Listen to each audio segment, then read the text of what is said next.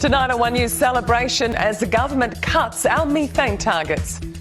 Farmers call it pragmatic. The government insists New Zealand will still meet climate change obligations after slashing its target for methane emissions by nearly half. Farmers are applauding the move, saying it brings certainty to the sector. These targets are informed by science, contributing to our international commitments and provide certainty for our farmers and for our growers. Our methane targets must be practical for farmers, because a climate solution that bankrupts the people that feed us is not a solution at all. The government's also locked in a review of the target to ensure it's aligned with science. They've also ruled out a tax on agricultural methane emissions. And this evidently is as a result of severe corporate lobbying. You only need to look at who is celebrating today. It's not the climate scientists. This is a good day for New Zealand farming. The removal of the threat of a tax on emissions from food production, which put us frankly quite out of step with the rest of the world, will be a huge relief to most farmers. The Paris Agreement is not just about numbers on a page, it's about the scientific limits for life on Earth as we know it. And I just want to make the really clear point that climate change equates to a far higher cost of living for New Zealanders. We see that reflected in insurance premiums being pushed up, but also to make the point that farmers are among those hit first and worst by climate change. If you look at the impacts of the likes of this Cyclone Gabrielle and the likes of the Hawke's Bay. So this is about responsible governance and making sure that we are making decisions that work with the scientific reality, with the honest truth of the challenges that we are facing.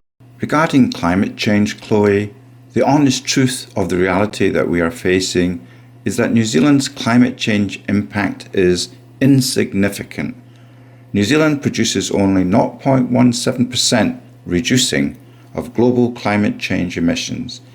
Even if we went carbon neutral tomorrow, it wouldn't make the slightest dent in global temperatures or climate change whatsoever. All the bad things that you talk about, Chlöe, like insurance premiums going up and the farmers being battered, etc., would still happen regardless of what climate change action that New Zealand undertook. Why, Chlöe, do you always forget to mention that part? Here's a brief summary spreadsheet of New Zealand's greenhouse gas emissions for all regions in New Zealand summarised, produced by Stats New Zealand. It covers from 2007 up to 2024 provisional results, but it shows the carbon dioxide emissions, methane emissions, nitrous oxide emissions, fluorinated emissions and totals, and we're reducing across the board. It's all good stuff.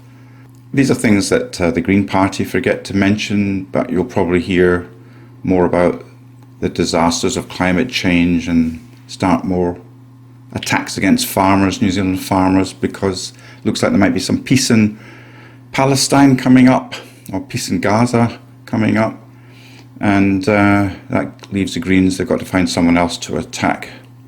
You very rarely get good news from the Green Party.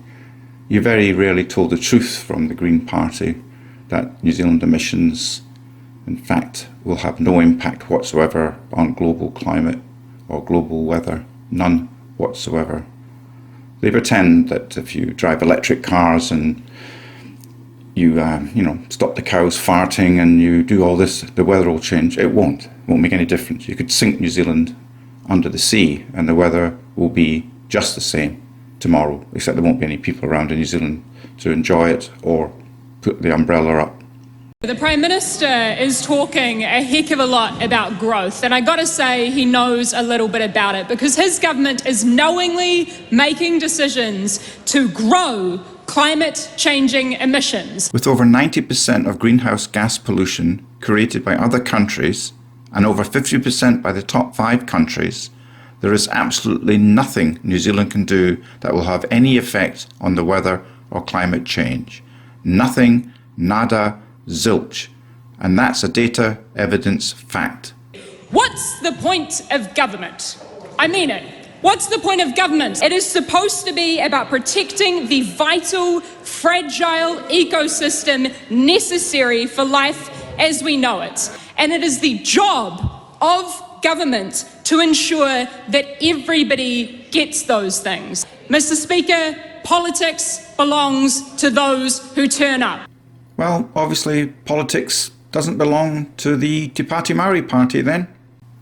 This table shows that New Zealand is way down the global emissions list in 69th place and shows greenhouse gases of carbon dioxide, methane and nitrous oxide all weighted across the board by total emissions and per capita emissions. New Zealand is doing exceptionally well by global standards, not that you'd hear that from any of the Green Party MPs. The New Zealand Green Party are just a bunch of scam artists, which shows up also in their recent Green Budget 2025, which I'll produce a short video clip on in the near future. Other than for trade purposes at the present time, there is no reason for New Zealand to stay in the Paris Agreement. The data, evidence and facts speak for themselves. The Green Party love data, evidence and facts, so why are they deliberately ignoring them? Thank you for listening. WhangāreiTim.